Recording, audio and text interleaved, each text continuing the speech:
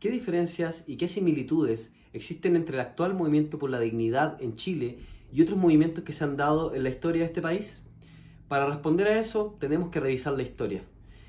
Podemos partir, por ejemplo, con los comienzos del siglo XX, años en los cuales se dieron grandes manifestaciones obreras.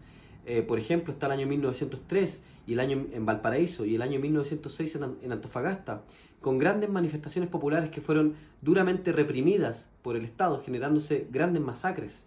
Está también el año 1907, la gran huelga salitrera.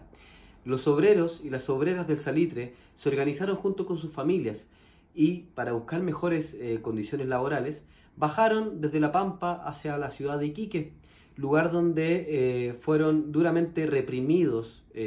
por el ejército chileno en la conocida matanza de la escuela de Santa María de Iquique. En aquella ocasión,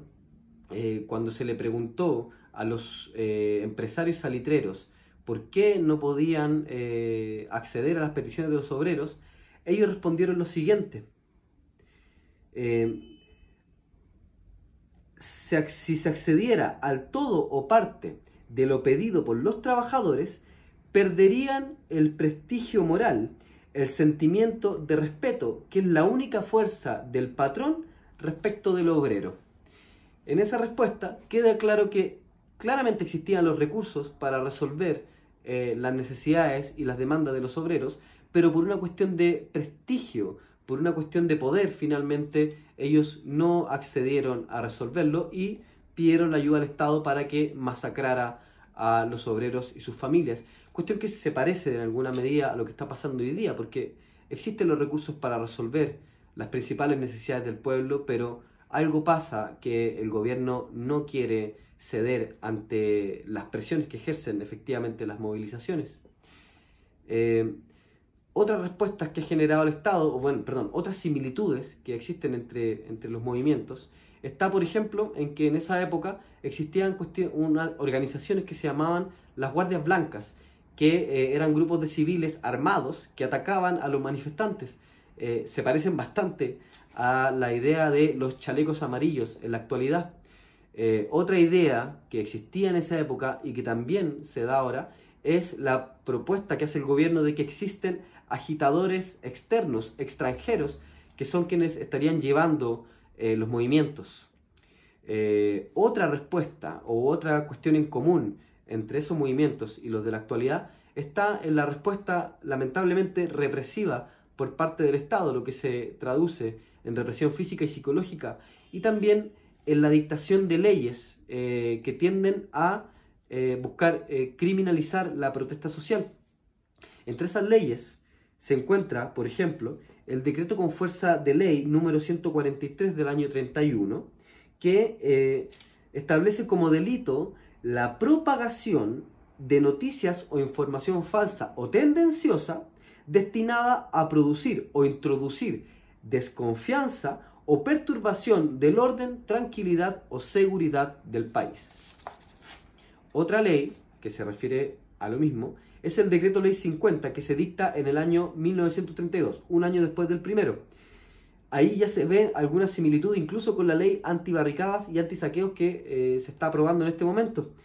porque en el mensaje presidencial ya se menciona lo mismo que se menciona respecto a esta nueva ley, que es que tiene que haber una legislación que esté acorde al momento histórico que se está viviendo.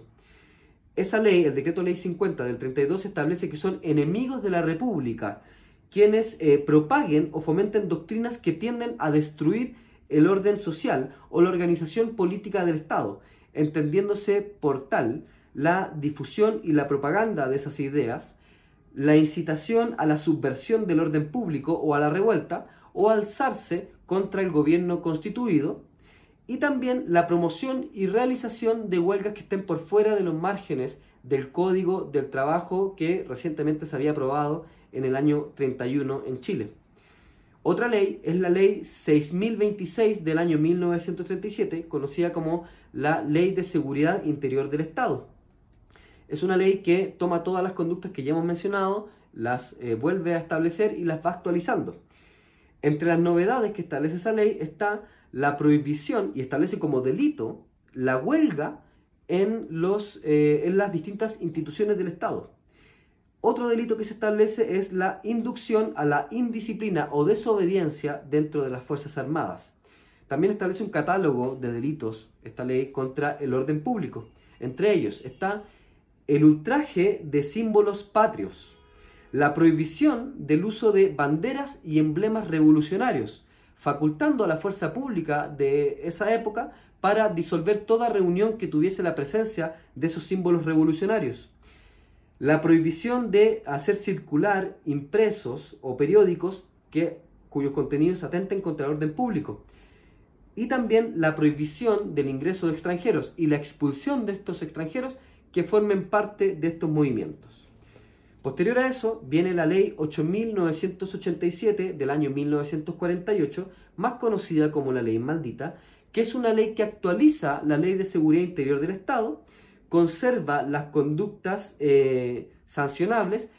y, como novedad, en primer lugar, es la ley que prohíbe la existencia del Partido Comunista y también agrega como delito la huelga de brazos caídos, que es una manifestación histórica de los trabajadores no solamente en Chile, sino que en todo el mundo, y que consiste en que, estando dentro de su lugar de prestación de servicios, los trabajadores no ejercen sus funciones con tal de generar presión y poder mejorar en mejores condiciones con los empleadores.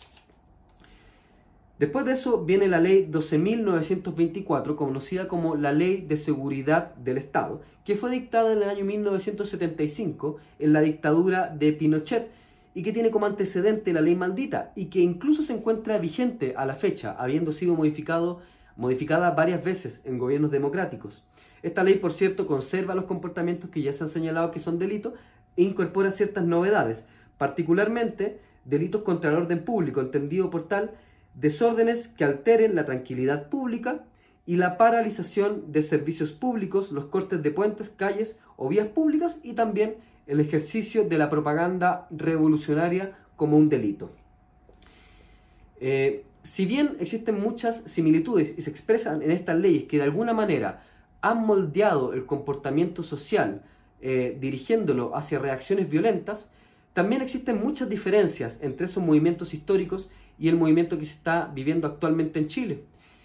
Por ejemplo, que este se trata de un movimiento a nivel nacional y que tiene un nivel de masividad que nunca antes se había visto en la historia de Chile, cuestión que está siendo verificada en estos días por distintos historiadores.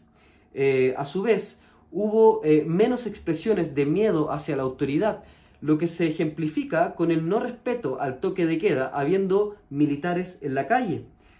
También está la duración de este movimiento, que ya lleva 55 días. Anteriormente se producían los episodios de represión y los movimientos terminaban. Por ejemplo, el antecedente de este movimiento, que es la famosa huelga de la Chaucha del año 57,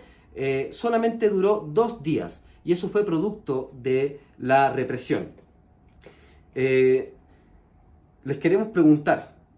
¿qué similitudes y qué diferencias ven ustedes entre los movimientos de la historia de Chile y el actual? Les invitamos obviamente a comentar y, por cierto, a seguirme en mis redes sociales, Instagram, Facebook y también en YouTube. Muchas gracias.